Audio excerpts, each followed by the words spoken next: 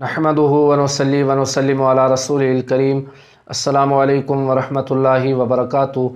राहे इस्लाम में तमाम दोस्तन की खुशामदीद। प्यारा दोस्तों, अज बेहतरीन मालूमात खणी तवाजी खिदमत में हाज़िर थियो आहियां। यकीन तव्हांखे पसंद ईंदी सो ही आहे त सहरी जे वक्त खाइण पीअण जे हवाले सां जॾहिं अज़ान ईंदी आहे त उन वक्त खाइण पीअण कीअं आहे उन जे मुतालिक़ तव्हांजी खिदमत में अर्ज़ु कंदुसि। पर उन खां अॻु में अव्हां सां गुज़ारिश आहे त जेकॾहिं अव्हां असांजो चैनल सब्सक्राइब नाहे कयो त असांजे चैनल खे सब्सक्राइब कयो ऐं गॾोगॾु घंटी जे निशान ते क्लिक कयो ताजो असांजी हर अचण वारी नई मालूमात तव्हां ताईं आसानी सां पहुची सके। त प्यारा दोस्तों, अक्सर माण्हुनि जी इहा सोच हूंदी आहे ऐं अक्सर माण्हू इहो सोचींदा आहिनि ऐं अक्सर माण्हू ईअं कंदे नज़र ईंदा आहिनि त जेसीं ताईं अज़ान हलंदी रहे उन वक़्त ताईं खाई पी सघिजे थो।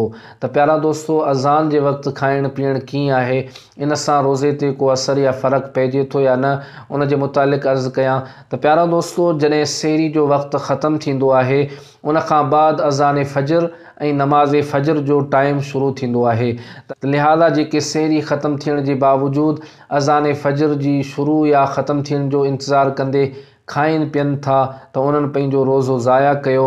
इन हालत में रोज़ो न थींदो। इन खां परहेज़ करणु घुरिजे, छो जो अज़ान जेका आहे सो सहरी जो वक़्तु ख़तमु थियण खां बाद फ़जर जी नमाज़ जे लाइ ॾिनी वेंदी आहे।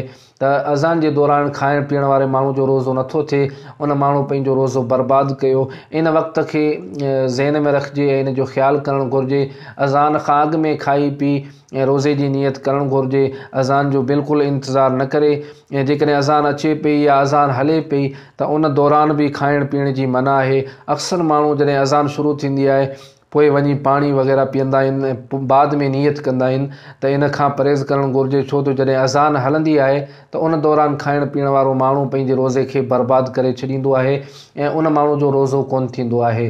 त प्यारा दोस्तों, ही हुई अॼु जी अहम मालूमात जेका मूं अव्हांजी खिदमत में अर्ज़ु कई। यकीन अव्हांखे पसंदि ईंदी। वरी नई मालूमात में अव्हांजी खिदमत में हाज़िर थींदुसि।